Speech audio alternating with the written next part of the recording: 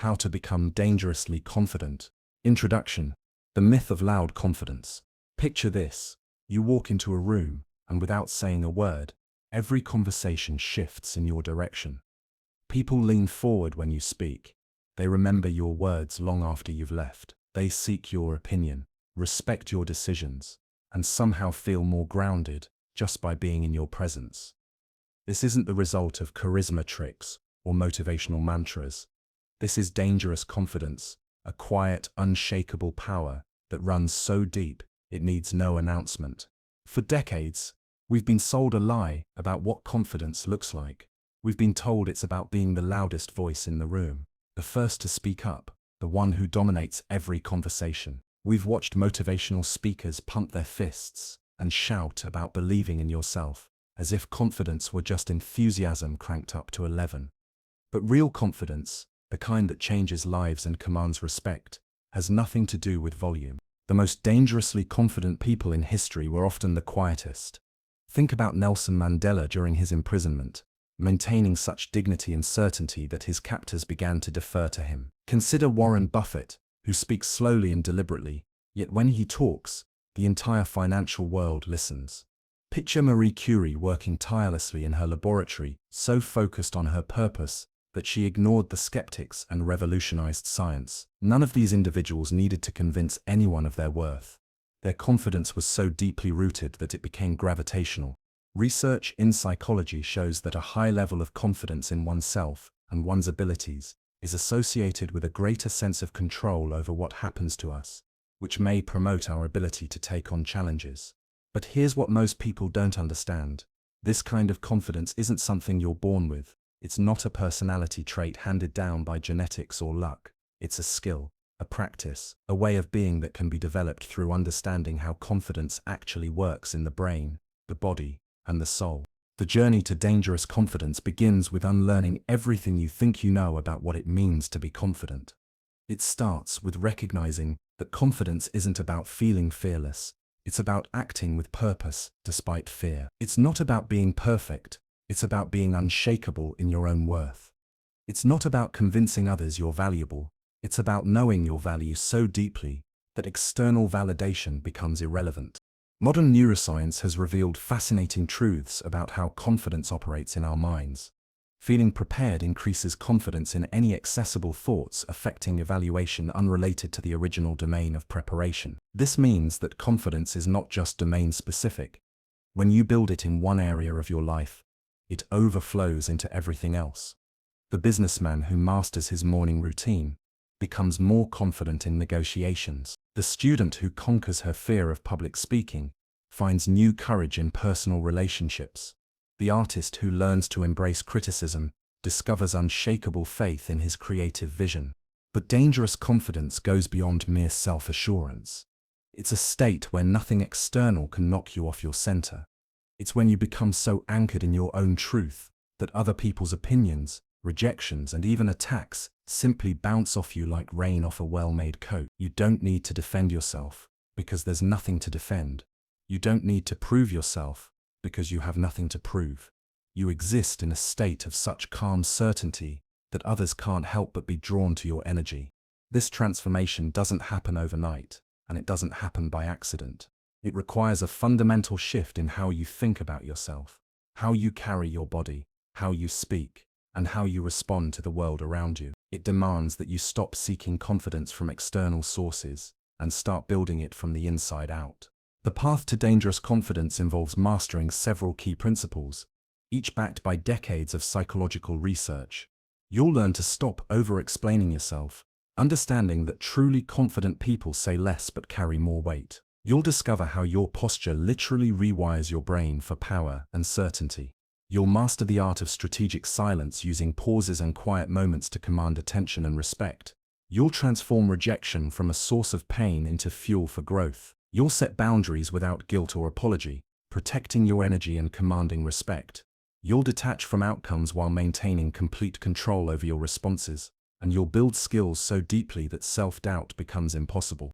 Each of these elements works together to create something more powerful than the sum of its parts. When you master the art of dangerous confidence, you don't just feel better about yourself.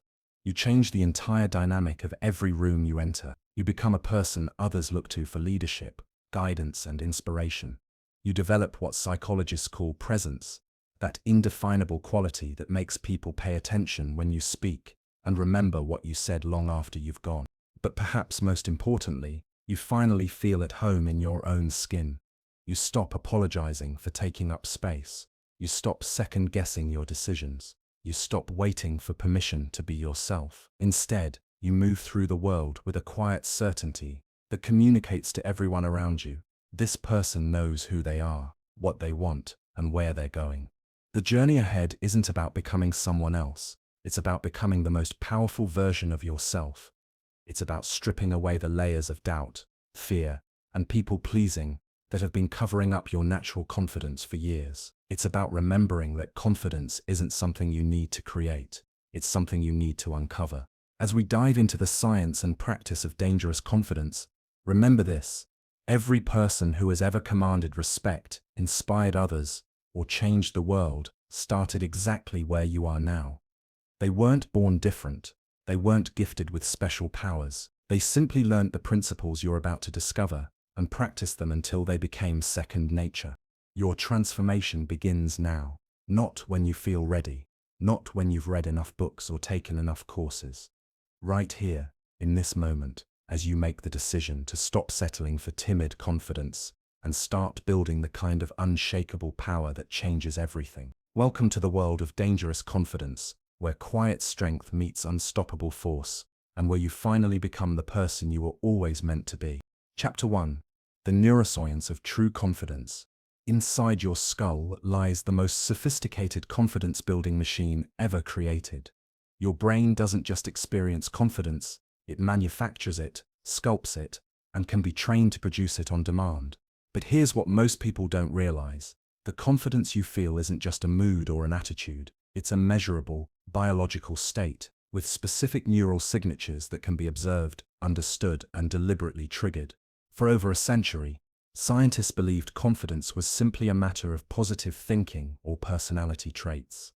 Then brain imaging technology revealed something remarkable. Studies show that maintaining healthy boundaries actually strengthens these neural pathways, making you more emotionally resilient over time. Confidence isn't just a feeling. It's a neurological skill that grows stronger with practice, like a muscle that develops through repeated use. Dr. Amy Cuddy's groundbreaking research at Harvard University uncovered one of the most surprising discoveries about confidence in decades. When participants held powerful body positions for just 2 minutes, their testosterone levels increased by 20%, while their cortisol stress hormones dropped by 25%. The results indicated that those standing in high-power poses for just 2 minutes had increased hormone levels of confidence, inducing testosterone, and lower levels of stress, inducing cortisol, than those in low-power poses. This wasn't just participants feeling more confident. Their brain chemistry had actually changed, creating a measurable biological state of power and certainty. But the neuroscience of confidence goes much deeper than hormones. When researchers scanned the brains of highly confident individuals, they discovered something fascinating. These people showed increased activity in the prefrontal cortex, the brain region responsible for executive decision-making and emotional regulation. Meanwhile, their amygdala, the fear center of the brain, showed decreased activation. Essentially, confident brains had learned to think more and react less. This discovery revolutionized our understanding of how confidence works. It revealed that confidence isn't just about how you feel, it's about how your brain processes information. Confident people don't experience fewer challenges or threats. Instead, their brains have developed different neural pathways for interpreting and responding to those challenges. Where an anxious brain sees danger, a confident brain sees opportunity. Where a fearful brain predicts failure, a confident brain calculates possibility. The most remarkable aspect of this research is what it tells us about neuroplasticity, the brain's ability to rewire itself throughout our lives. Studies show that visualization activates the same motor cortex regions as physical movement, creating lasting neural connections that make confidence feel more natural. This means that every time you practice confident behaviors, you're literally rebuilding your brain's neural architecture. you're creating stronger pathways for confidence and weaker pathways for doubt. One of the most powerful discoveries involves what neuroscientists call the confidence feedback loop. When you act confidently, your brain releases dopamine, the neurotransmitter associated with reward and pleasure. This chemical reward encourages your brain to repeat the confident behavior, which leads to more dopamine, which reinforces the behavior even further. Over time, confident actions become automatic responses as your brain literally becomes addicted to the neurochemical rewards of confidence. But here's where it gets even more interesting. Research has shown that your brain can't distinguish between confidence that comes from external achievements and confidence that comes from internal practices. Sitting up straight in your chair isn't just good for your posture, it also gives you more confidence in your own thoughts, according to a new study. This means you don't have to wait for success to feel confident, you can create confidence first, which then leads to success. The self-validation theory explains why this works so powerfully.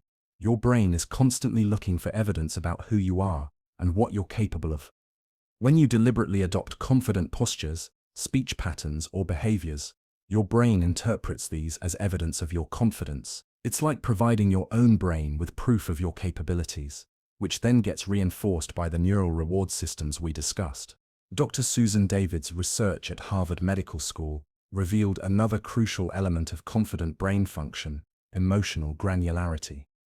People with high confidence show greater ability to distinguish between different emotional states and respond to them appropriately. The bigger our palette in describing emotional concepts, the more nimble our responses become when faced with difficulties, including the pain of rejection. This emotional intelligence isn't just helpful, it's neurologically essential for maintaining confidence under pressure. The confident brain also shows distinct patterns in how it processes feedback. While anxious brains tend to focus disproportionately on negative feedback, confident brains show what researchers call balanced processing. They register criticism without being overwhelmed by it, and they accept praise without becoming dependent on it. This balanced approach isn't just psychologically healthy, it's neurologically efficient, allowing the brain to learn and adapt without getting stuck in emotional loops. Mirror neurons add another fascinating dimension to the neuroscience of confidence.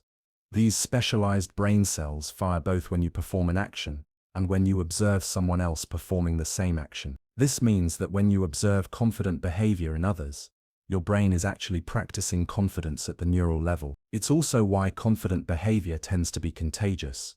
When you embody genuine confidence, the mirror neurons of everyone around you begin firing in patterns that promote confidence in them as well.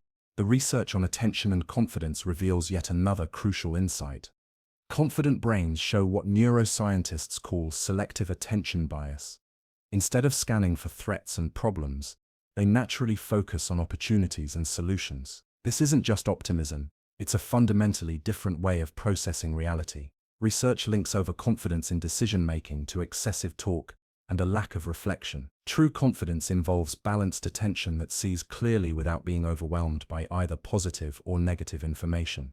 One of the most practical discoveries involves what researchers call cognitive load management.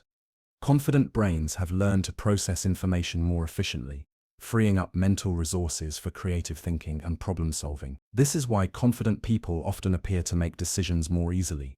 Their brains aren't bogged down by self-doubt and second-guessing. They've developed neural efficiency that allows for clearer thinking and faster responses. The neuroscience of confidence also explains why traditional fake-it-till-you-make-it advice often fails. Your brain is incredibly sophisticated at detecting incongruence between your thoughts, feelings, and actions. When there's a mismatch, it triggers neural stress responses that actually undermine confidence. However, when you align your thoughts, emotions, and behaviors around genuine self-respect and capability, your brain responds by reinforcing these patterns with powerful neurochemical rewards. Perhaps the most empowering discovery is that confident neural patterns can be developed at any age. Unlike many brain functions that decline with age, the neural networks associated with confidence can actually strengthen throughout life. Every time you choose a confident response over an anxious one, every time you maintain composure under pressure, every time you speak up for your values, you're literally rewiring your brain for greater confidence. The implications are profound. Confidence isn't a fixed trait that you either have or don't have. It's a learnable skill, with measurable biological markers. You can actually watch confidence grow in brain scans. As people practice confident behaviors over time, the neural pathways become stronger, the stress responses become weaker, and the brain becomes more efficient at maintaining confident states even under pressure. This understanding completely changes how we approach confidence building. Instead of hoping to feel confident someday, you can start building confident neural patterns today. Instead of waiting for external validation, you can create internal neurochemical rewards that reinforce confidence from within. Instead of being at the mercy of your moods, you can deliberately cultivate the brain states that support unshakable confidence. The journey to dangerous confidence begins in the brain. It starts with understanding that every confident thought, every powerful posture, every moment of self-respect is literally reshaping your neural architecture. You're not just changing how you feel, you're changing who you are at the most fundamental biological level. And that transformation, once begun, creates momentum that becomes unstoppable. Chapter 2. Stop explaining yourself. The moment you stop explaining yourself is the moment you step into true power. Most people drain their confidence with endless justifications, elaborate explanations, and apologetic self-defense. They live in a constant state of verbal self-protection, as if their decisions and actions require approval from everyone around them. But dangerous confidence operates from a fundamentally different principle. Your choices don't need explanation, justification, or permission from anyone else. This shift represents one of the most profound transformations in the journey to unshakable confidence. It's the difference between living as a defendant in the court of public opinion and living as the sovereign of your own life. When you master this principle, you stop giving away your power in tiny increments throughout the day and instead maintain the kind of centered authority that commands natural respect. The psychology behind over-explanation is rooted in what researchers call approval-seeking behavior. Self-confidence plays a crucial role in students, as it influences how they approach and confidently solve problems. When we constantly explain our decisions, we're unconsciously communicating that our choices require external validation to be legitimate. This pattern often begins in childhood when we learn to justify our actions to parents, teachers, and peers. Unfortunately, many people never outgrow this pattern and carry it into their adult relationships and professional lives. Dr. Brené Brown's research on vulnerability and shame reveals that over-explanation often stems from what she calls shame resilience. People explain themselves excessively because they're trying to prevent criticism, judgment, or rejection. But here's the paradox. The more you explain yourself, the more you invite others to question and critique your decisions. You actually create the very scrutiny you're trying to avoid. Consider how this plays out in everyday situations. Someone asks why you can't attend their party, and instead of simply saying, "I can't make it," you launch into an elaborate explanation about your work schedule, family obligations, and energy levels. You provide so much detail that you essentially hand them a roadmap for arguing with your decision. Compare this to someone who simply says, "I won't be able to make it, but I hope you have a wonderful time." Which response commands more respect? Which person appears more confident in their decision? The neuroscience of decision-making reveals why over-explanation undermines confidence. When you justify your choices extensively, you activate the brain regions associated with doubt and uncertainty. Researchers found that people who were told to sit up straight were more likely to believe thoughts they wrote down, while in that posture, concerning whether they were qualified for a job. Your brain interprets the act of explanation as evidence that your decision might be wrong, which triggers self-doubt and weakens your neural confidence pathways. Confident people understand that explanation is often an act of subordination. When you explain yourself without being asked for specific information, you're unconsciously placing the other person in a position of authority over your choices. You're suggesting that their understanding and approval are necessary for your decisions to be valid. This dynamic immediately shifts the power balance in the relationship and undermines your natural authority. The art of the clear, brief response is a skill that must be consciously developed. Instead of saying, "I can't go out tonight because I'm really tired and I have an early meeting tomorrow, and I've been working late all week," try, "I'm staying in tonight." Instead of, "I disagree with that approach because I think there might be some problems with the timing and the budget seems too tight, and I'm not sure the team is ready," try, "I see it differently." These shorter responses require the listener to engage with your position rather than the justifications behind it. This doesn't mean becoming rude or dismissive. Confident communication is respectful but firm. It acknowledges others without subordinating yourself to their approval. When someone pushes for more explanation than you want to give, you can simply say, "I've thought it through carefully," or "This is what works best for me." These responses maintain respect for the other person, while clearly establishing that your decision-making process is your own. The transformation from explanation to assertion requires overcoming what psychologists call the imposter syndrome loop.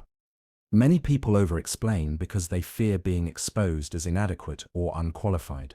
They provide excessive detail, hoping to demonstrate their thoughtfulness and competence.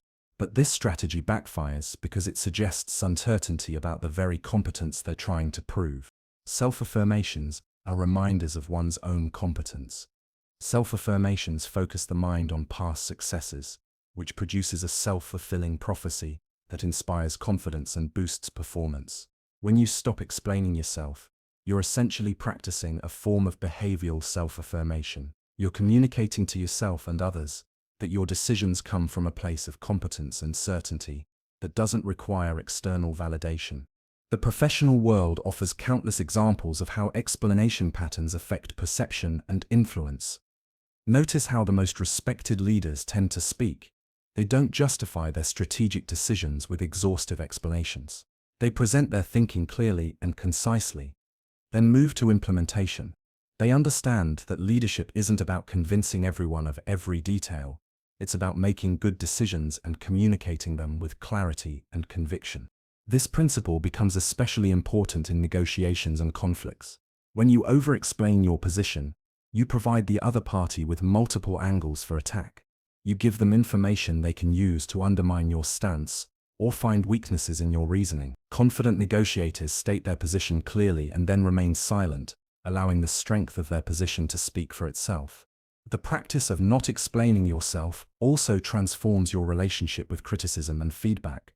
When someone challenges your decision and you resist the urge to defend it extensively, you maintain your power in the interaction. You can acknowledge their concern with something like, "I understand you see it differently," without feeling compelled to justify your reasoning. This response neither attacks their perspective nor abandons your own. Women often struggle particularly with this principle due to societal conditioning that expects them to be accommodating and explanatory. Research shows that women are often penalized for being too direct, yet they undermine their authority when they over-explain. The key is finding the balance between confidence and social sensitivity. You can be kind without being submissive, and you can be respectful without being apologetic. The practice extends to written communication as well. Notice how over-explanation creeps into emails, text messages, and social media posts. Instead of writing, "I'm sorry I can't respond more quickly, but I've been really busy with work and family obligations, and I want to give your message the attention it deserves. Try, I'll get back to you soon." The shorter response is actually more respectful because it doesn't burden the recipient with your schedule details. One of the most powerful aspects of this transformation is how it affects your relationship with yourself. When you stop explaining your choices to others, you often discover that you've also been over-explaining them to yourself. You've been engaging in endless internal dialogue about whether your decisions are right, good enough, or properly justified. This mental habit is exhausting and undermines your confidence from within. The shift to non-explanation requires developing what psychologists call decision confidence. This is the ability to make choices based on your values, knowledge, and intuition, without requiring certainty about every possible outcome. Rejection provides an opportunity to embrace discomfort as a catalyst for meaningful growth and transformation. When you trust your decision-making process, you don't need to justify every choice because you know it came from a thoughtful, value-aligned place. Practicing this principle starts with small, low-stakes situations. When someone asks why you chose a particular restaurant, try just saying, "I wanted to try it," instead of explaining your research process. When a colleague questions your method, try, "This approach feels right to me," instead of detailing every consideration that went into your decision. These small practices build the neural pathways for confident assertion.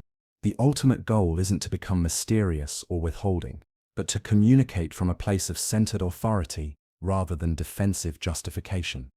You're moving from a position of seeking approval to one of offering information when appropriate. You're shifting from subordination to sovereignty, from explanation to assertion, from defending to declaring. This transformation ripples through every area of your life.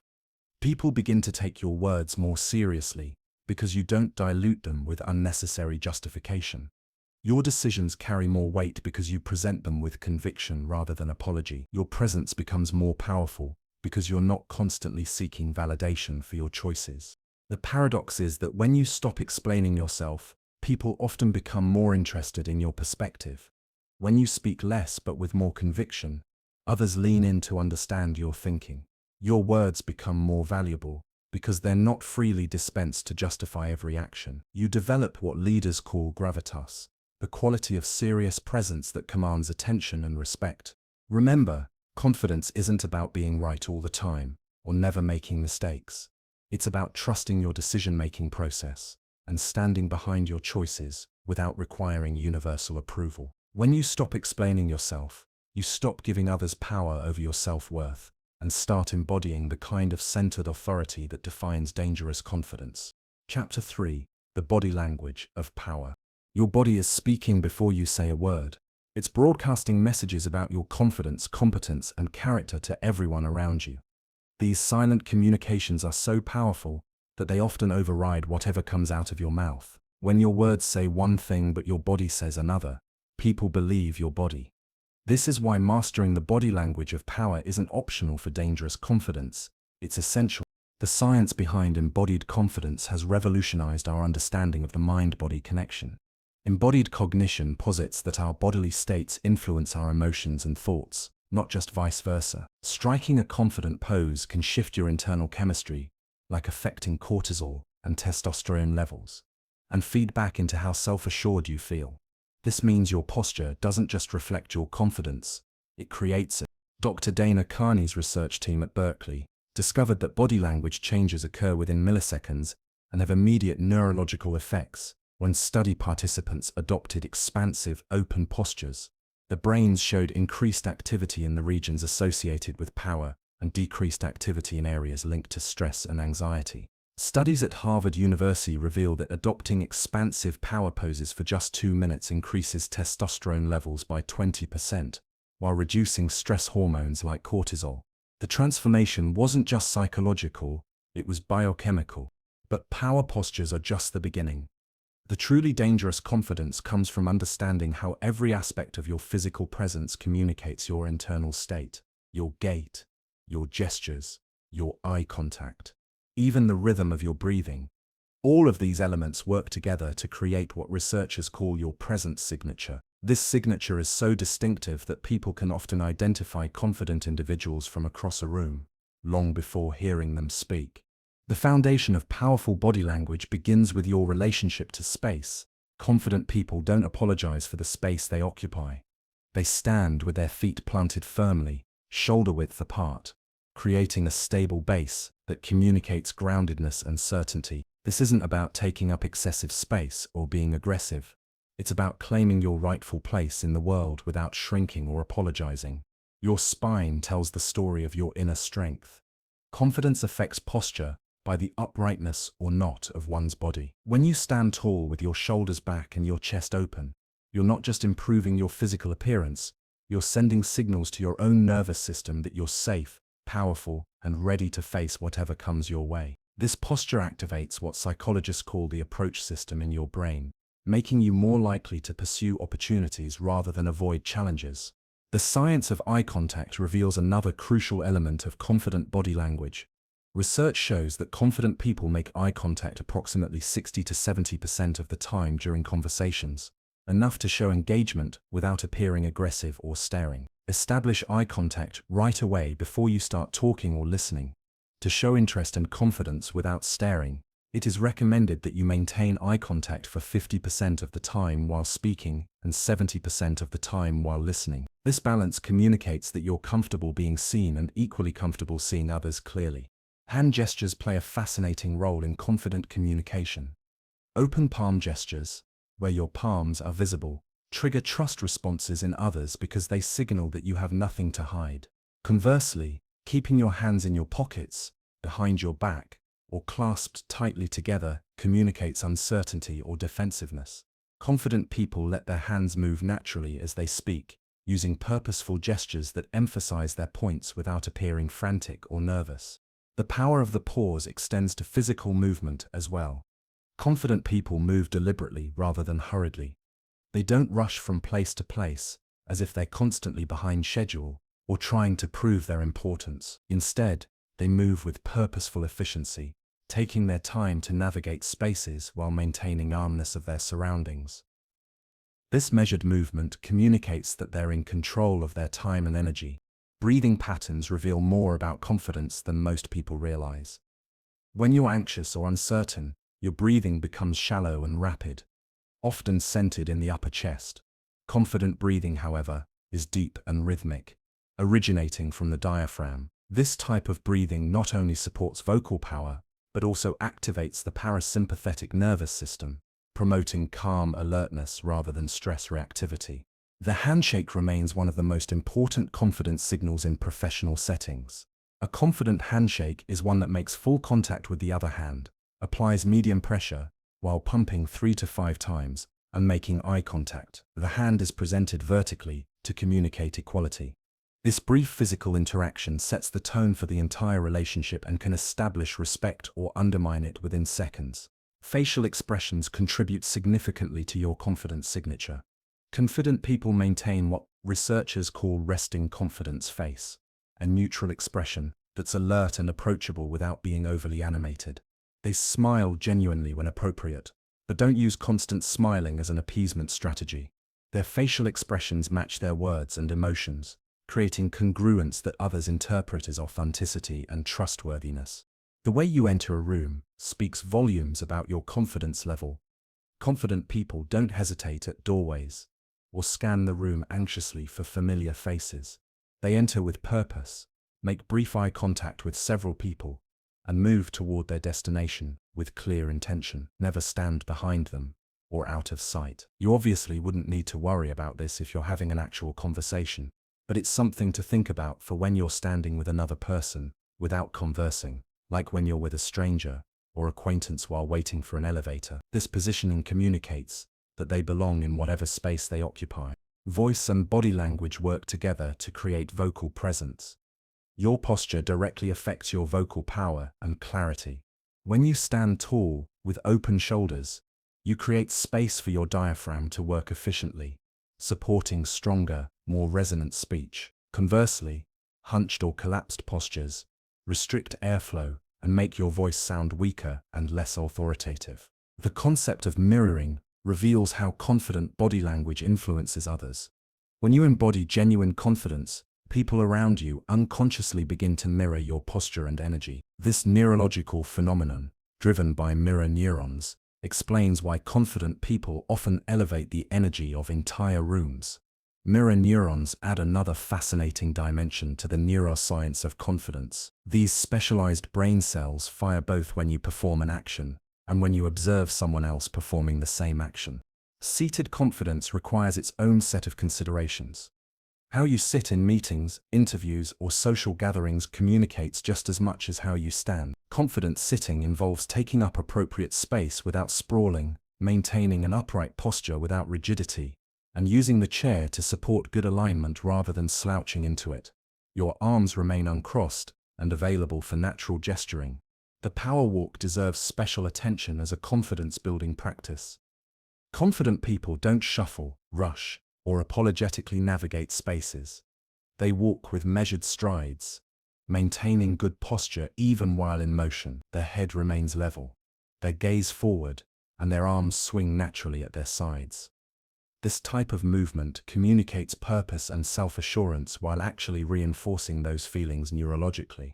Recovery from mistakes in body language demonstrates true confidence mastery. Everyone occasionally trips, spills something, or experiences awkward moments. Confident people acknowledge these incidents briefly without excessive apology or self-deprecation, then return to their composed state. They don't let momentary disruptions derail their overall presence because they understand that confidence is about overall patterns, not perfect moments.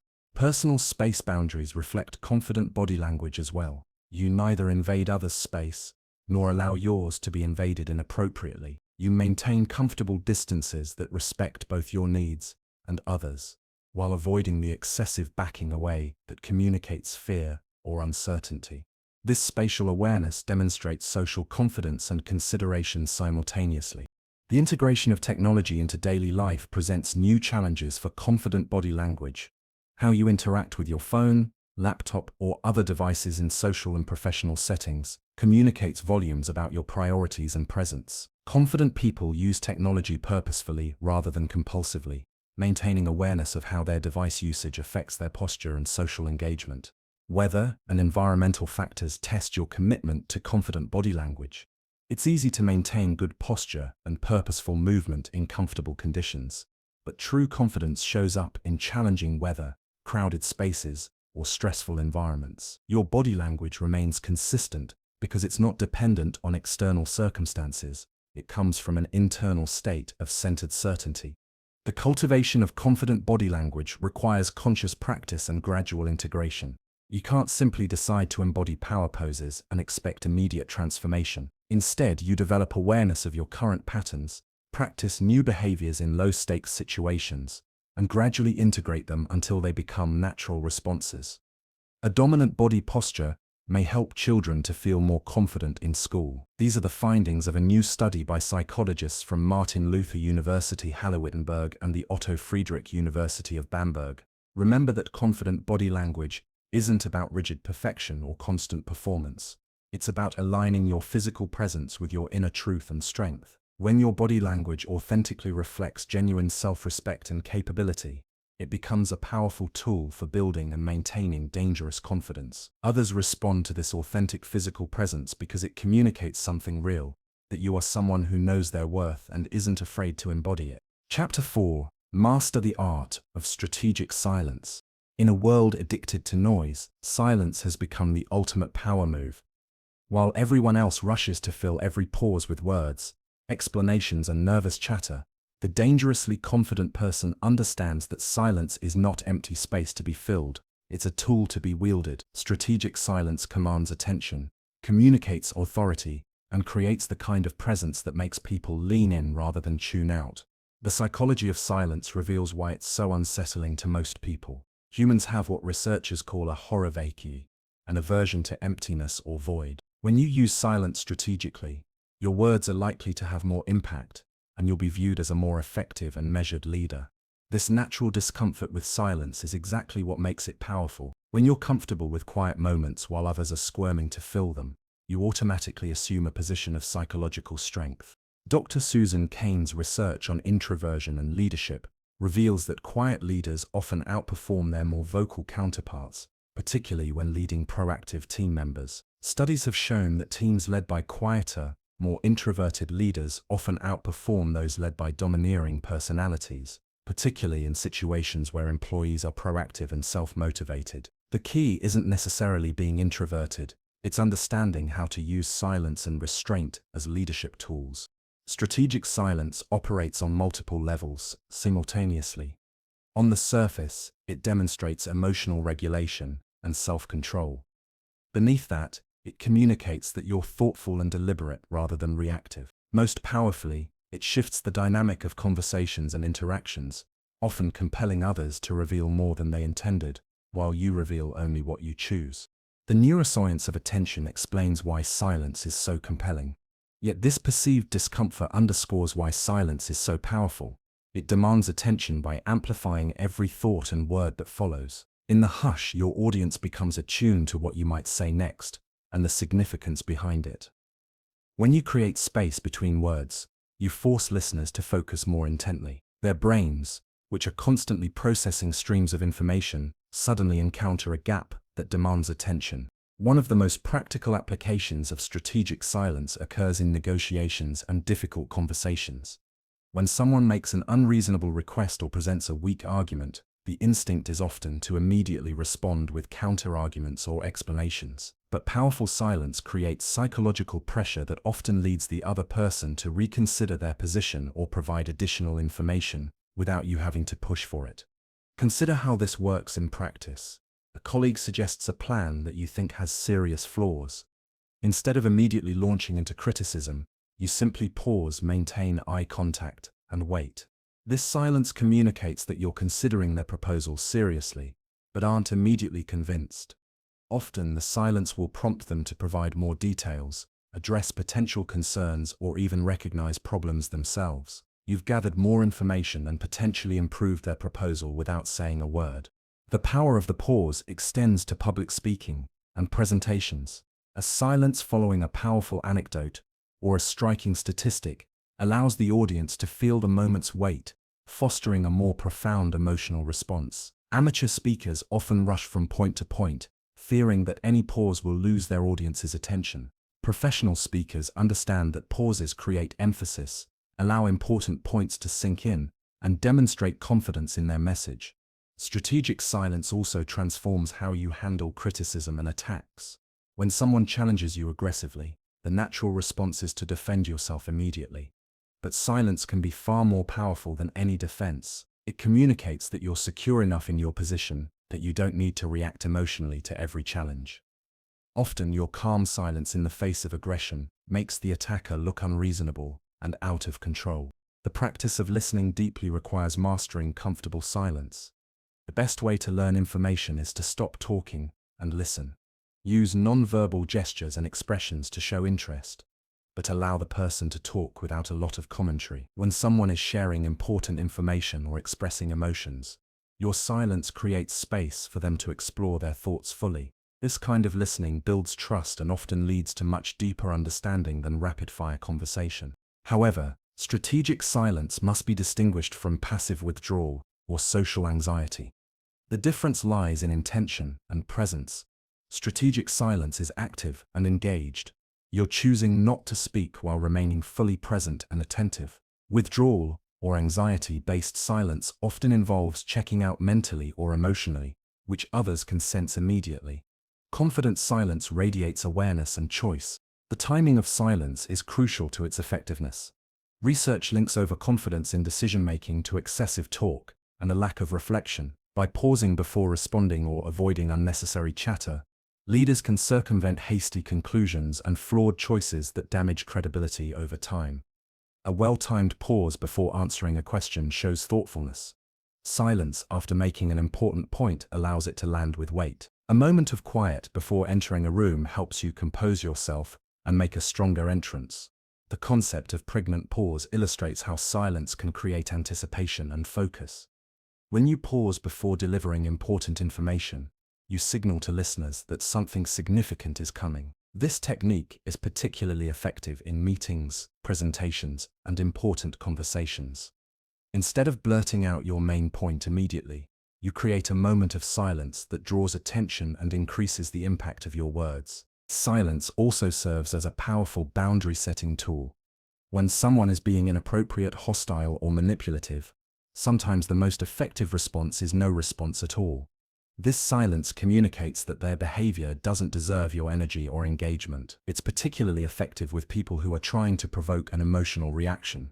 Your silence denies them the satisfaction they're seeking. Silence in a meeting can be a warning sign of very low psychological safety. But that's not always, or even usually, the case. We all have our own, very different preferences for how we speak up, contribute, and communicate, especially in group settings. Understanding the context and reading the room is essential for using silence effectively. In some situations, silence might be interpreted as disengagement or disagreement when that's not your intention. The practice of deliberate silence in decision-making processes can dramatically improve outcomes. Instead of making quick decisions under pressure, confident people often say something like, "Let me think about that and get back to you." This pause allows for more thoughtful consideration and often leads to better decisions. It also communicates that you take the matter seriously enough to give it proper consideration. Social media and digital communication present new challenges for strategic silence.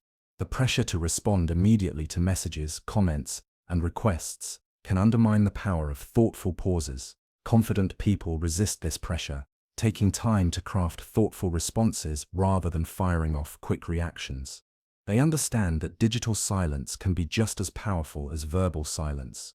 The cultivation of comfortable silence requires overcoming the cultural conditioning that equates quiet with awkwardness. Many people fill silence because they fear being judged as boring, unintelligent, or socially awkward. But confident silence actually communicates the opposite, that you're secure enough to be quiet, thoughtful enough consider before speaking, and present enough to be comfortable with the moment, as it is. Group dynamics reveal another dimension of strategic silence. In meetings or social gatherings, the person who speaks least is often perceived as most thoughtful and authoritative, assuming they're engaged and present. The key lesson I learned from observing this managing partner and other effective leader bosses is that they all knew the power of silence. This person becomes someone others look to for wisdom and guidance because their words carry more weight due to their scarcity.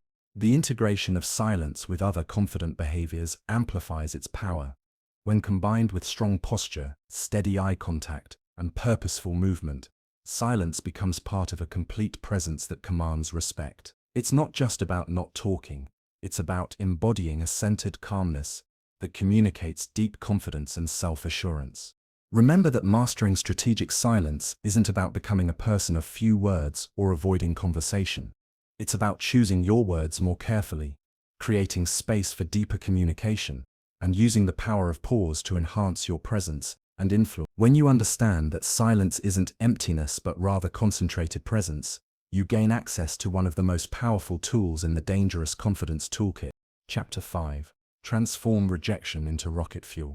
Rejection is the great equalizer of human experience. Every person who has ever achieved anything meaningful has faced it repeatedly. The difference between those who crumble under rejection and those who use it as fuel for unstoppable confidence lies not in avoiding rejection, but in fundamentally reframing what it means and how to respond to it. When you master this transformation, rejection becomes the very force that propels you toward dangerous confidence. The traditional approach to rejection focuses on resilience, bouncing back, getting over it, moving on. But this misses the profound opportunity that rejection presents. Rejection provides an opportunity to embrace discomfort as a catalyst for meaningful growth and transformation. Every rejection contains valuable information about your path, your skills, your market, or your approach. The most confident people don't just survive rejection, they extract maximum value from it. The neuroscience of rejection reveals why it hits us so hard and why transforming our relationship with it is so powerful. When you experience social rejection, the same brain regions activate that process physical pain. We're hardwired to experience rejection in the brain as though we're experiencing a physical wound. It hurts. It lowers self-esteem and triggers aggressive and angry behavior. This neurological response served our ancestors well when being rejected by the tribe meant death. But in modern contexts, it often holds us back from taking the very risks that lead to growth and success. However, recent research reveals that this pain response can be rewired through practice and reframing.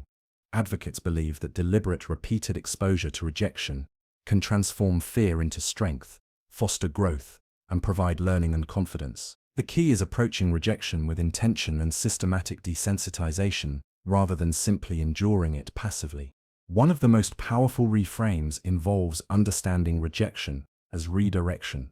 When someone says no to your proposal, application, or request, they're providing valuable market feedback. They're telling you something about timing, fit, presentation, or approach. This information is incredibly valuable if you can receive it without taking it as a personal attack on your worth. The most confident people become almost grateful for clear rejections because they provide clarity about where to focus their energy.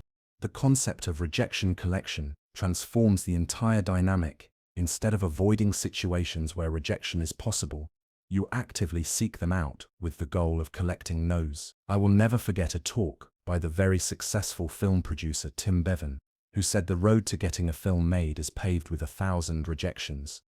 And he's happy whenever he gets his first rejection, because he knows he's one step closer. This mindset shift is profound because it removes the emotional sting from rejection and turns it into progress toward your goal. The statistics of success support this approach. In most fields, success rates for cold applications, pitches, or proposals hover around 1 to 5%. This means that 95 to 99% of your attempts will result in rejection, and that's normal, expected, and necessary. When you understand these numbers, rejection stops feeling personal and starts feeling statistical. You need those 99 no's to get to the one yes that matters. Rejection therapy, developed by entrepreneur Jia Zhang, demonstrates how systematic exposure to rejection builds confidence. By deliberately putting himself in situations where rejection was likely, Zhang discovered that his fear of rejection was far worse than the actual experience. Members typically feel more confident after 3 to 5 guided rejection sessions. The 10-week resilience program adds structured exposure therapy, accountability nudges, and deep reflection prompts to help you bake the skill into your nervous system. More importantly, he learned to make increasingly bold requests and found that many things he assumed would be rejected were actually accepted. The key to transforming rejection lies in separating the event from your identity. Rejection, although painful, can be really seen as just extremely useful information. You may feel valid pain as a response to being rejected, because rejection can awaken some painful insecurities and fears. A rejection of your proposal is not a rejection of you as a person. A dating rejection doesn't mean you're unlovable. A job rejection doesn't mean you're incompetent. These distinctions might seem obvious intellectually, but they require emotional practice to truly internalize. Professional athletes provide excellent models for handling rejection and failure. A basketball player who misses a shot doesn't question their identity as an athlete. They focus on their form, their positioning, or their shot selection for the next attempt. They understand that missing shots is part of the game, not evidence of their inadequacy. This mindset allows them to take the next shot with confidence rather than hesitation. The practice of rejection analysis transforms each no into a learning opportunity. Instead of just moving on after a rejection, take time to analyze what happened. Was your timing off? Did you approach the right person? Was your presentation clear? Did you ask for too much or too little? Personal growth and goal setting can contribute to the process of rebuilding self-esteem after social rejection by establishing realistic goals, accomplishing incremental successes, confronting pessimistic thoughts, and substituting them with constructive affirmations. This analysis isn't about self-criticism, it's about extracting maximum value from the experience. The concept of failing fast from the startup world applies perfectly to rejection transformation. The faster you can test your ideas and get feedback, including rejections, the faster you can iterate and improve. Confident people understand that slow, careful approaches often lead to slow, careful failures. Bold, quick testing leads to rapid learning and faster success. Rejection becomes a valuable form of market research.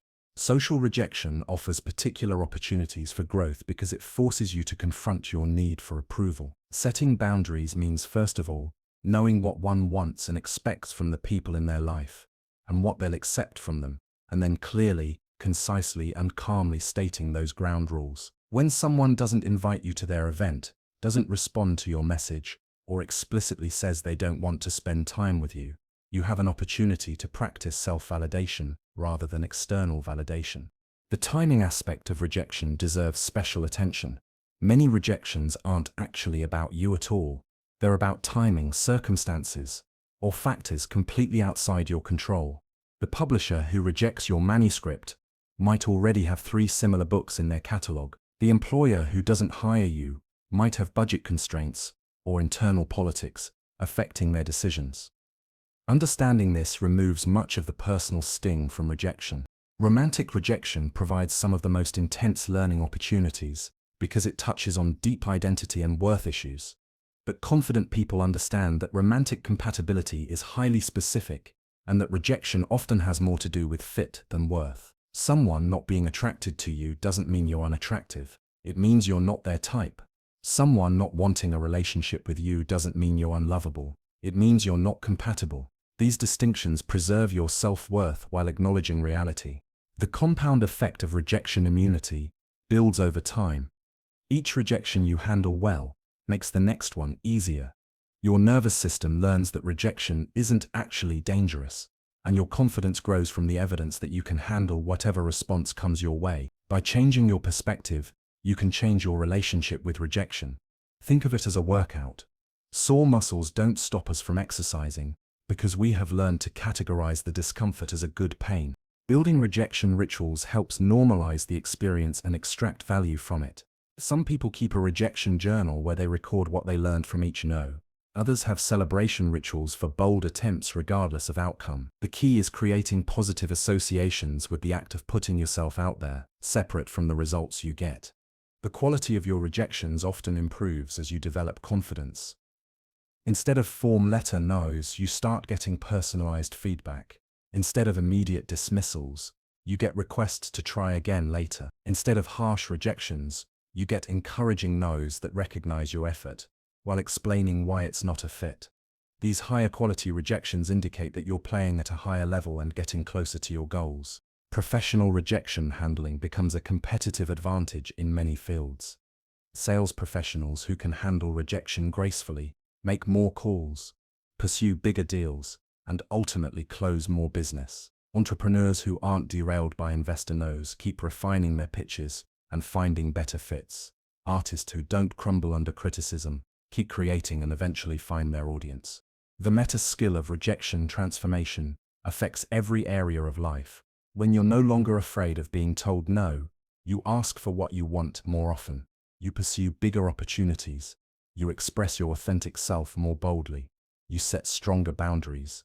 You take more creative risks. The fear of rejection is often the invisible force holding people back from the life they really want.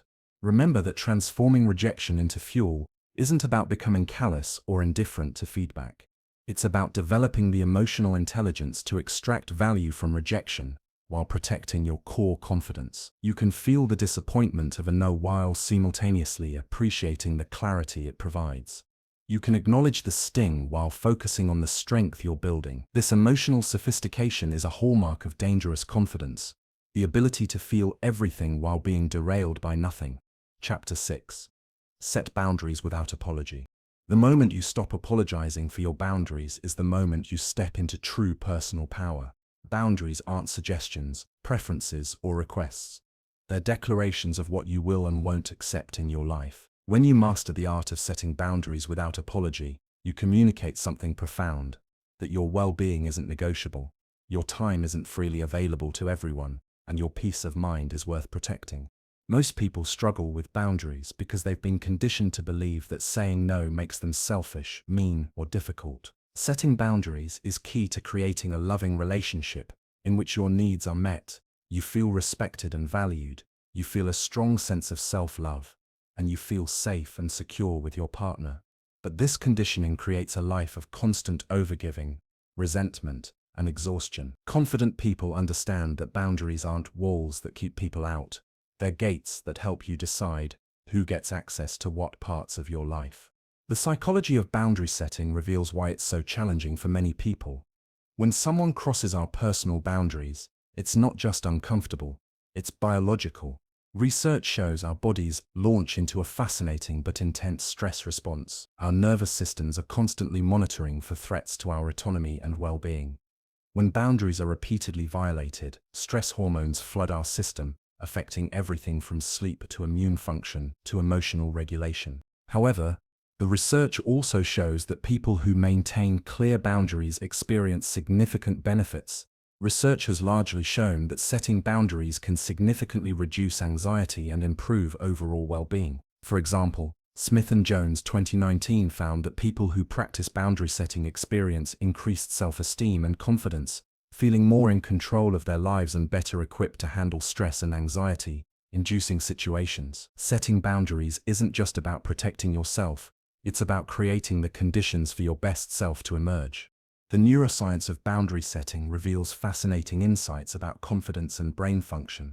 One fascinating study found that people who regularly set clear boundaries showed a 40% increase in confidence-related brain activity. It's like your brain has a built-in cheerleader, celebrating every time you stand up for your needs.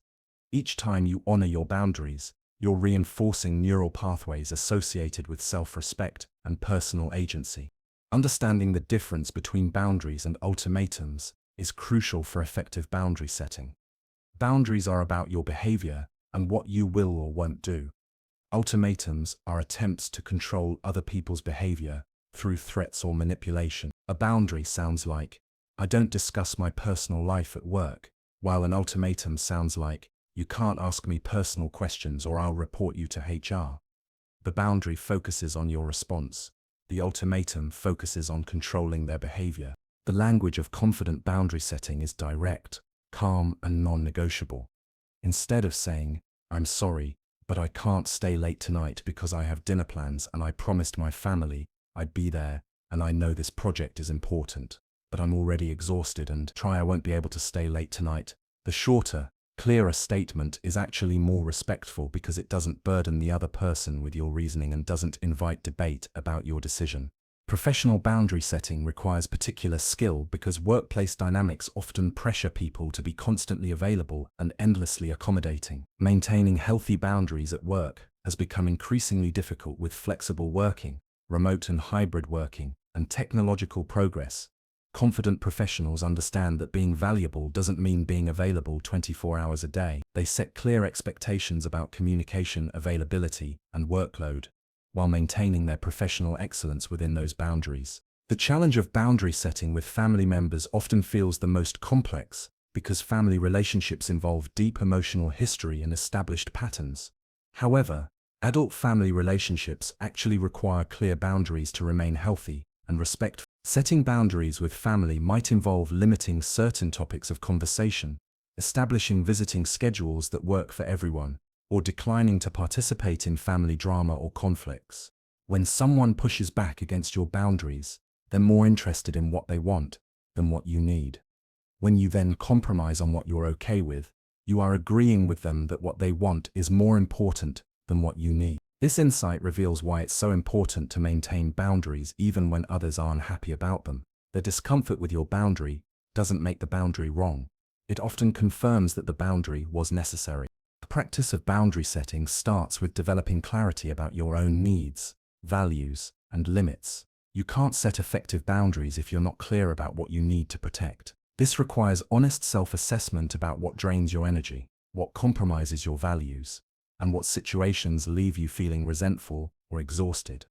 These feelings are valuable indicators that boundaries need to be established or strengthened. Digital boundaries have become increasingly important in our connected world. The expectation that people should be constantly available via email, text, or social media can be exhausting and intrusive. Confident people set clear digital boundaries by establishing communication windows, setting autoresponders that explain their availability, and resisting the pressure to respond immediately to every message. They understand that constant availability doesn't demonstrate professionalism, it demonstrates poor boundary management. The concept of emotional boundaries involves protecting your emotional well-being from other people's moods, drama, or manipulations. If you relate to that, try asking yourself, is this emotion mine to carry? If the answer is no, let it go. That's where emotional boundaries begin. This doesn't mean becoming callous or unsympathetic, but rather learning to distinguish between appropriate empathy and emotional enmeshment. Time boundaries protect one of your most valuable resources. Confident people understand that their time has value, and that saying yes to everyone else often means saying no to their own priorities. Research shows that people with high self-esteem are more likely to guard their time and energy. They understand that overcommitting leads to burnout and resentment. Effective time boundaries involve being selective about commitments, building buffer time into schedules, and saying no to requests that don't align with your priorities. Physical boundaries involve protecting your personal space and physical well-being. This includes everything from not allowing others to touch you without permission to maintaining appropriate physical distance in professional settings. Confident people are comfortable advocating for their physical comfort and safety without feeling guilty or apologetic about their needs. Financial boundaries protect your economic well-being and prevent others from taking advantage of your resources. This might involve setting limits on lending money, being clear about financial responsibilities in shared situations, or refusing to subsidize other people's poor financial decisions. Financial boundaries can be particularly challenging because money often becomes entangled with love, family dynamics, and social expectations. The maintenance of boundaries requires consistency and follow-through. Setting a boundary once isn't enough. You need to enforce it repeatedly until others understand that you're serious about your limits. This enforcement doesn't need to be harsh or punitive, but it needs to be consistent. If you say you don't check email after 6 p.m., then don't check email after 6 p.m. If you say you don't discuss certain topics, then redirect the conversation every time those topics arise. The integration of boundaries with kindness and respect is crucial for maintaining relationships while protecting your well-being. A common misconception is that setting boundaries involves demanding that others change their behavior. However, boundaries are not about dictating how others should act, but about clarifying how you will respond to their actions. You can be firm about your boundaries while remaining warm and respectful in your interactions. Boundary violations will inevitably occur as you establish new limits, particularly if others have become accustomed to having unlimited access to your time, energy, or resources. The key is responding to violations calmly but firmly, restating your boundary and following through with appropriate consequences. This teaches others that your boundaries are real and helps establish new patterns in your relationships. The long-term benefits of consistent boundary setting include increased self-respect, better relationships, more energy for your priorities, and a greater sense of control over your life. Studies reveal that people who maintain clear personal boundaries experience a 60% increase in relationship satisfaction and report significantly lower stress levels over time. Ironically, setting boundaries often improves your relationships because others learn to respect your limits and appreciate the time and energy you do choose to share. Remember that boundary setting is an ongoing practice, not a one-time event. Your boundaries may evolve as your circumstances change, your priorities shift, or your confidence grows. The goal isn't to become rigid or inflexible, but to develop the self-awareness and courage to protect your well-being while maintaining loving, respectful relationships with others. When you master the art of setting boundaries without apology, you give others permission to do the same, creating healthier dynamics for everyone involved. Chapter 7. Detach from outcomes. Control your response. The pursuit of specific outcomes often becomes the very thing that destroys confidence. When your sense of worth depends on getting the job, winning the competition, or receiving approval, you've handed your power over to forces beyond your control. Dangerous confidence operates from a fundamentally different paradigm: complete commitment to your effort combined with complete detachment from results. This paradox, caring deeply while holding lightly, is perhaps the most sophisticated aspect of unshakable confidence. Attachment to outcomes creates what psychologists call psychological brittleness. When you need things to go a certain way to feel good about yourself, you become fragile and reactive. Every setback feels like a personal failure. Every delay feels like a rejection. Every unexpected challenge feels like proof that you're not capable. But when you detach from outcomes while maintaining complete control over your response, you become psychologically anti-fragile, growing stronger under pressure rather than breaking down. Decision scientists have defined confidence as the feeling of knowing that accompanies decision-making. It reflects the correspondence between reality and people's beliefs. True confidence comes not from predicting or controlling outcomes, but from trusting your ability to handle whatever outcomes arise. This shift from outcome confidence to response confidence is revolutionary, because it puts your sense of security in your hands rather than in the hands of circumstance. The neuroscience of attachment and detachment reveals why outcome dependency is so psychologically damaging. When you're attached to specific results, your brain activates the same stress pathways associated with threat detection. Your nervous system remains in a state of hypervigilance, constantly scanning for signs that your desired outcome might not materialize. This chronic activation exhausts your mental resources and impairs your decision-making abilities. Conversely, when you detach from outcomes while maintaining purpose and effort, your brain can operate from what researchers call the approach system rather than the avoidance system. You're motivated by possibility and growth, rather than driven by fear of failure. This neurological shift enhances creativity, improves problem-solving abilities, and increases resilience under pressure. The ancient Stoic philosophers understood this principle profoundly.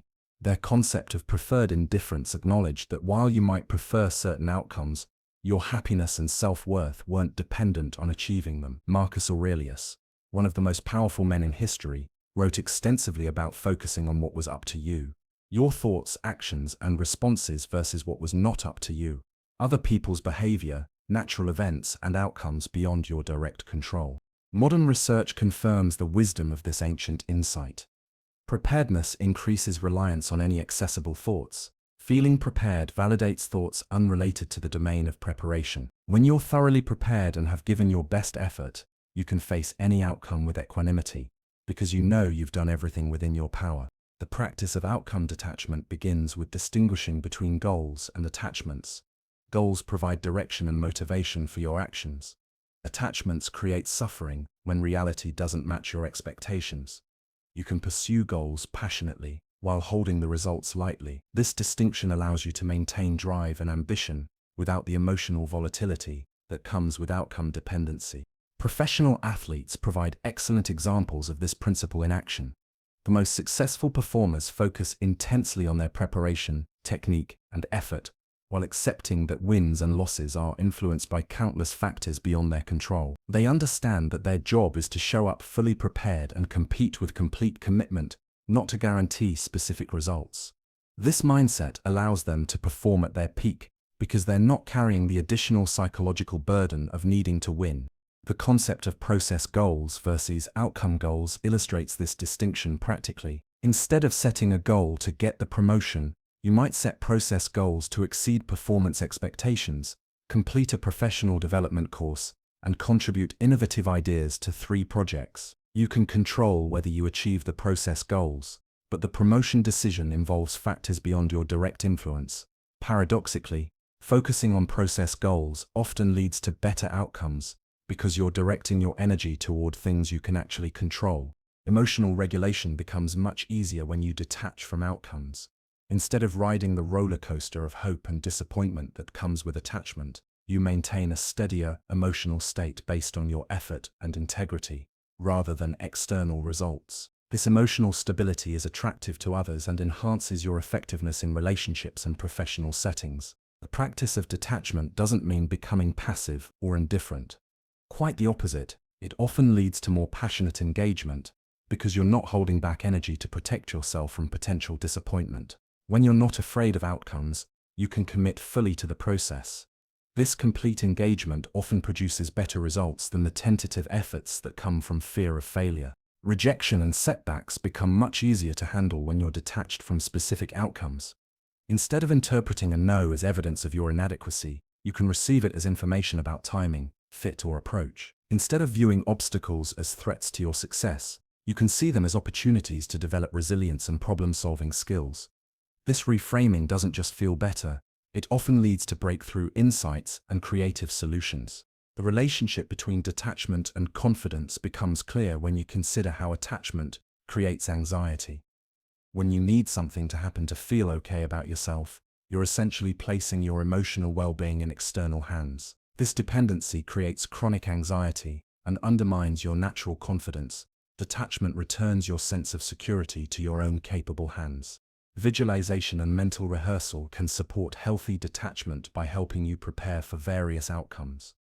Instead of visualizing only your preferred scenario, practice imagining different possibilities and your confident response to each. This mental preparation builds what psychologists call response flexibility, the ability to adapt gracefully to whatever actually occurs. The concept of loving detachment resolves the apparent contradiction between caring and letting go. You can care deeply about your work, relationships, and goals, while simultaneously accepting that you can't control all the variables that influence outcomes. This loving approach involves doing your absolute best while trusting that whatever results emerge are somehow serving your growth and development. Professional negotiations demonstrate detachment principles beautifully. The most effective negotiators prepare thoroughly, make strong offers, and advocate passionately for their positions, while remaining genuinely willing to walk away if the terms aren't acceptable. This detachment from needing the deal gives them tremendous leverage and often results in better agreements. Their counterparts can sense that they're dealing with someone who can't be manipulated through fear of losing the opportunity. Parenting offers another arena where detachment serves everyone involved. When parents are overly attached to their children's specific achievements or life choices, they create pressure that often backfires. Children perform better and develop more authentic confidence when parents support their efforts while accepting their individual paths and timing. This doesn't mean having no expectations, but rather holding expectations lightly enough that love and support remain constant regardless of specific outcomes. The practice of non-attachment in Eastern philosophy provides additional insights into this principle. Non-attachment doesn't mean not caring, it means caring without clinging. It's the difference between loving someone enough to support their happiness, even if it doesn't match your preferences, versus loving someone contingent on their meeting your expectations. This distinction applies to goals, outcomes, and life circumstances, as well as relationships. Developing outcome detachment is a gradual process that strengthens over time. You might begin by practicing with lower stakes situations, detaching from the outcome of a casual conversation, while focusing on being genuinely present and interested. As you build this muscle, you can apply it to more significant situations like job interviews, important presentations, or relationship conflicts. The feedback loop between effort and detachment creates what might seem like a paradox. The less you need specific outcomes, the more likely you are to achieve favorable results. This happens because detachment frees up mental and emotional energy that would otherwise be consumed by anxiety, desperation, or manipulation. You can show up more authentically, think more clearly, and respond more skillfully when you're not carrying the burden of needing things to go a particular way. Remember that outcome detachment is not about lowering your standards or giving up on your dreams. It's about recognizing that your worth, happiness, and confidence don't depend on external circumstances aligning with your preferences. When you master this principle, you develop what might be called outcome independence, the ability to pursue goals passionately while maintaining your center regardless of results. This independence is perhaps the most dangerous form of confidence because it can't be shaken by external circumstances, making you truly unstoppable in pursuing what matters most to you. Chapter 8. Build skills until doubt vanishes. There's a profound moment in the development of any skill when doubt simply evaporates. One day you're questioning whether you can do something, and the next day, the question becomes irrelevant because you know you can. This transformation from uncertainty to certainty isn't magic, it's the inevitable result of deliberate skill development. When you build competence systematically and thoroughly, confidence becomes not a feeling you have to manufacture, but a natural byproduct of your capabilities. The relationship between skill and confidence is more direct than most people realize. Self-confidence beliefs have been shown to influence future personal goal setting and to mediate the relationship between goal intentions and motivation. But the reverse is equally true. Demonstrable competence influences self-confidence beliefs. When you have evidence of your capabilities through repeated successful performance, self-doubt becomes illogical rather than just unwanted. This understanding completely changes how you approach confidence building. Instead of trying to feel confident before you act your way into confidence through skill development. Instead of hoping others will validate your capabilities, you develop capabilities that validate themselves. Instead of borrowing confidence from external sources, you generate it through internal competence. The neuroscience of skill acquisition reveals why this approach is so powerful. Findings indicate that not only improvement in knowledge and competence, but also reinforcement of knowledge and competence are significant predictors of changes in confidence. Every time you successfully execute a skill, your brain strengthens the neural pathways associated with that capability, while simultaneously reinforcing the confidence networks that support it. You're literally building confidence at the neurological level. The concept of unconscious competence represents the pinnacle of skill-based confidence. At this level, you perform complex actions without conscious effort or anxiety, because they've become integrated into your neuromuscular memory. A mastercraft person doesn't worry about whether they can complete a project. They know they can because they've done similar work hundreds of times. Their confidence isn't hope or positive thinking, it's knowledge based on experience. However, skill-based confidence requires understanding the difference between competence and perfectionism. Perfectionism paralyzes action and prevents skill development because it demands flawless performance before allowing practice. Competence accepts that improvement comes through iteration, feedback, and gradual enhancement. When the latter are met with success, our confidence may enjoy a boost, propelling us into a virtuous circle. Each successful attempt, even if imperfect, builds evidence of capability and strengthens confidence foundations. The deliberate practice methodology developed by Anders Ericsson and colleagues provides a framework for building skills that generate unshakable confidence. Deliberate practice involves focusing on specific weaknesses, seeking immediate feedback, and pushing beyond current comfort zones. This approach accelerates skill development and creates deep competence that supports genuine confidence rather than superficial bravado. One of the most powerful aspects of skill-based confidence is its transferability. When you master one skill deeply, you develop what psychologists call learning confidence, the belief that you can learn new skills effectively. Feeling prepared increases confidence in any accessible thoughts, affecting evaluation unrelated to the original domain of preparation. This meta-skill of skill acquisition becomes a source of confidence that applies to any new challenge you encounter. The compound effect of skill development creates exponential confidence growth over time. As your capabilities expand, your comfort zone expands with them. Challenges that once seemed impossible begin to appear manageable or even exciting. This isn't because you're recklessly optimistic, but because you've systematically expanded your actual capabilities to match increasingly difficult demands. Public speaking provides an excellent example of how skill development eliminates doubt. Most people fear public speaking not because they lack the physical ability to talk, but because they lack the specific skills of audience analysis, content organization, delivery techniques, and anxiety management. However, someone who has systematically developed these skills through study and practice approaches speaking opportunities with confidence rather than dread. Their certainty isn't based on hoping things will go well, but on knowing they have the skills to handle whatever situations arise. The practice of skill stacking accelerates confidence development by combining complementary abilities. Instead of trying to become world-class in one narrow area, you develop competence across several related skills. This creates multiple sources of confidence and increases your adaptability in complex situations. A leader might stack skills in communication, strategic thinking, emotional intelligence, and project management, creating integrated competence that supports leadership confidence. Technical skills often provide the fastest route to confidence because they offer clear, measurable feedback. Learning to code, mastering a musical instrument, or developing athletic abilities gives you undeniable evidence of growing competence. This evidence becomes psychological fuel for confidence that extends beyond the specific skill domain. The programmer who masters complex algorithms often finds increased confidence in problem-solving generally. Emotional and social skills are equally important for confidence, but require different development approaches.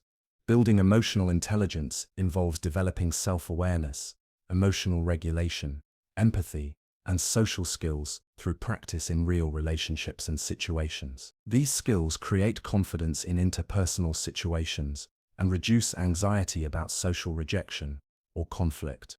The role of failure in skill development cannot be understated. Each failure provides specific information about what needs improvement and offers an opportunity to practice recovering from setbacks. The key lies in how you approach rejection, with curiosity, resilience, and an openness to learning. When you view failures as skill-building opportunities rather than evidence of inadequacy, they become valuable components of your confidence development process. Mentorship and coaching accelerate skill development by providing expert feedback, proven methodologies, and accountability. However, the confidence that comes from skill development requires that you actually do the work yourself. No amount of advice or encouragement can substitute for the personal experience of developing competence through practice and persistence. The documentation of skill development supports confidence building by creating visible evidence of progress. Keeping records of your improvements, celebrating milestones, and reflecting on how far you've come helps reinforce the connection between effort and capability. This documentation becomes particularly valuable during challenging periods when progress seems slow or obstacles appear insurmountable. Cross-training between different skill domains often produces breakthrough insights and accelerated development. The musician who studies mathematics might discover new patterns in their compositions.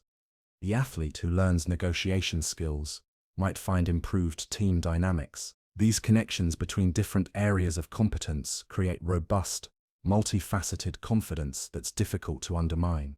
The concept of progressive challenge ensures that skill development continues to build confidence rather than plateau. As you master one level of difficulty, you gradually increase the complexity of challenges you tackle. This progression ensures that you're always operating at the edge of your current capabilities, while building evidence that you can handle increasingly difficult situations. Industry certifications, formal education, and recognized credentials can support skill-based confidence by providing external validation of your competence. However, the most powerful confidence comes from your direct experience of capability rather than from credentials themselves. The certificate is less important than the knowledge and skills you gained while earning it. The integration of skills into daily practice makes competence feel natural and effortless. When skills are only used occasionally or in artificial practice settings, confidence remains fragile and situation dependent. But when skills are integrated into your regular routines and responsibilities, they become part of your identity rather than just tools you sometimes use. Teaching others the skills you've developed provides the ultimate test and reinforcement of your competence. When you can successfully transfer your knowledge and abilities to someone else, you demonstrate mastery that eliminates any remaining self-doubt. Teaching also deepens your understanding and reveals areas for continued improvement. The maintenance of skills requires ongoing practice and refinement. Confidence built on competence needs to be sustained through continued use and development. This doesn't mean constantly striving for improvement, but rather maintaining the skills that support your confidence through regular practice and application. Remember that skill-based confidence is perhaps the most sustainable form of confidence because it's grounded in reality rather than perception.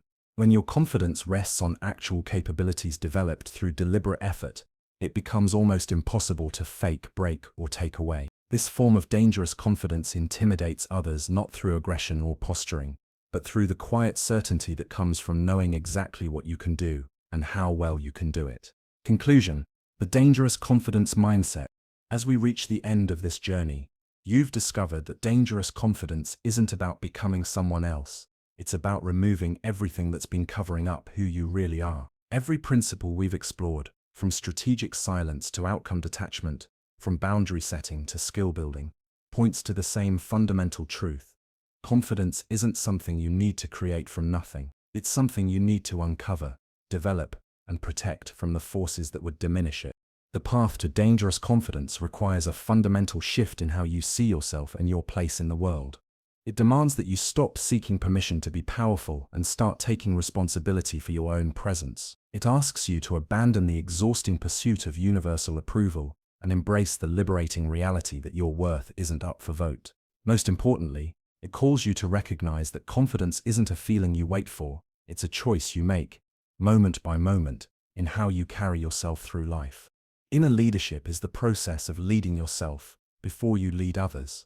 It's about cultivating the self-awareness, emotional regulation, and clarity needed to inspire trust and model authenticity.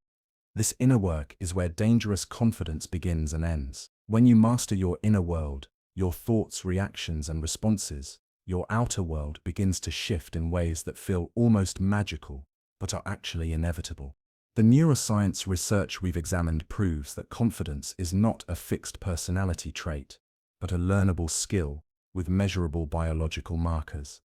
Every time you practice confident behaviors, you're literally rewiring your brain for greater certainty and resilience. Each time you practice confident behaviors, every time you maintain composure under pressure, every time you speak up for your values, you're literally rewiring your brain for greater confidence. This understanding should be profoundly encouraging. Regardless of where you're starting from, you have the power to systematically build the neural infrastructure for unshakable confidence. The art of not explaining yourself transforms every interaction by establishing you as someone whose decisions don't require external validation. When you stop over-justifying your choices, you communicate something powerful about your relationship with authority, both your own and others. You begin operating from a position of sovereignty rather than subordination, and people respond to this shift by treating you with greater respect and taking your words more seriously. The body language of power affects not just how others perceive you, but how you perceive yourself. When you honor your boundaries, your body shifts from stress mode to a state of peaceful confidence. It's like giving your nervous system a warm hug. The simple act of standing tall, maintaining eye contact, and moving with purpose sends signals to your own nervous system that you're safe, capable, and worthy of respect.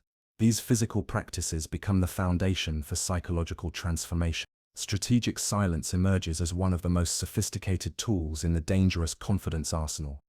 While talkativeness has its place, leaders should not underestimate the power of strategic silence. Research validates its benefits for fostering autonomy, building relationships, circumventing biases, and enhancing decision-making. In a world addicted to noise and constant communication, your comfort with thoughtful pauses and purposeful quiet becomes a source of tremendous influence and gravitas. The transformation of rejection from enemy to ally represents perhaps the most liberating shift in the dangerous confidence journey. When you stop fearing no and start collecting rejections as evidence that you're taking meaningful risks, you free yourself to pursue opportunities that timid people avoid.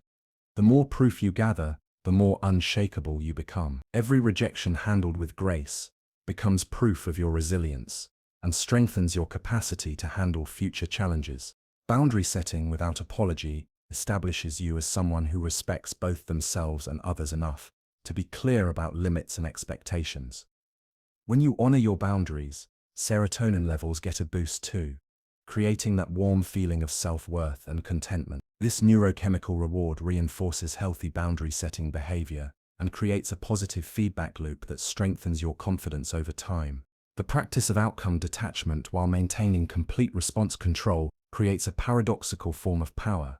When you care deeply about your efforts while holding lightly to results, you become psychologically anti-fragile. Setbacks strengthen rather than weaken you, because your sense of worth isn't tied to external circumstances.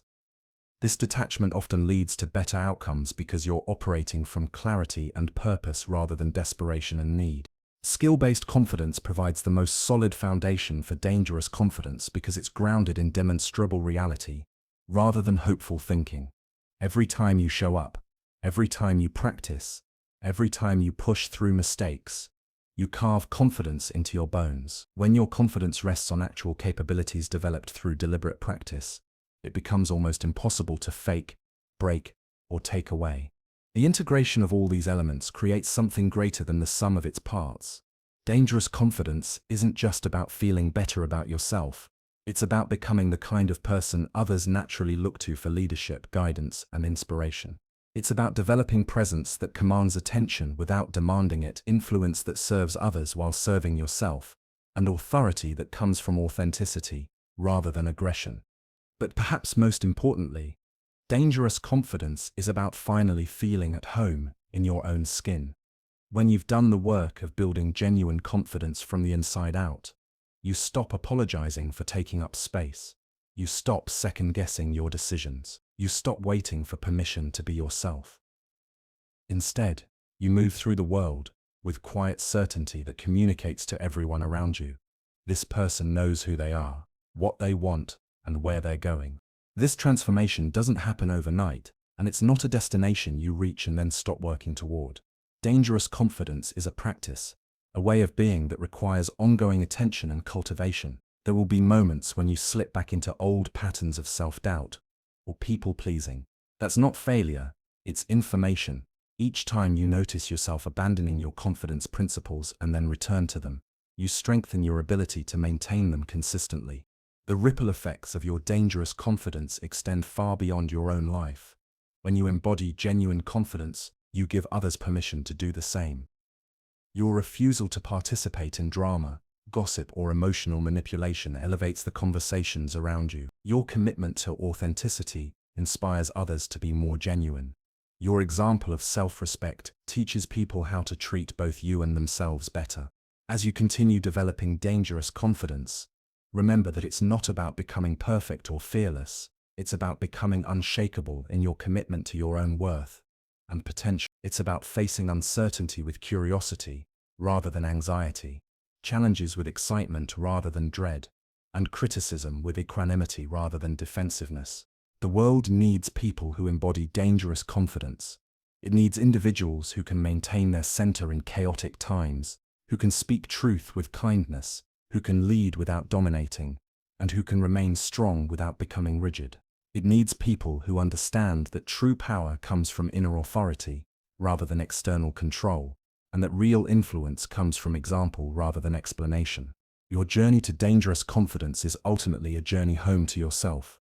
It's about stripping away the layers of conditioning that taught you to seek approval, avoid risk, and apologize for your existence. It's about remembering that you were born with everything you need to navigate life successfully, and that confidence isn't something you need to achieve, it's something you need to uncover and protect. The principles you've learned here will serve you for the rest of your life, but only if you commit to practicing them consistently. Dangerous confidence is built through daily choices.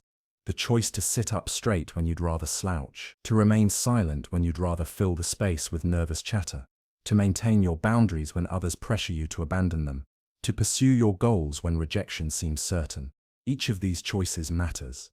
Each builds the neural pathways of confidence, while weakening the patterns of self-doubt. Each demonstrates to yourself that you're someone who keeps commitments to their own growth and well-being. Each is a small act of rebellion against a culture that profits from your insecurity and an affirmation of your own unlimited potential. The journey doesn't end here, it begins.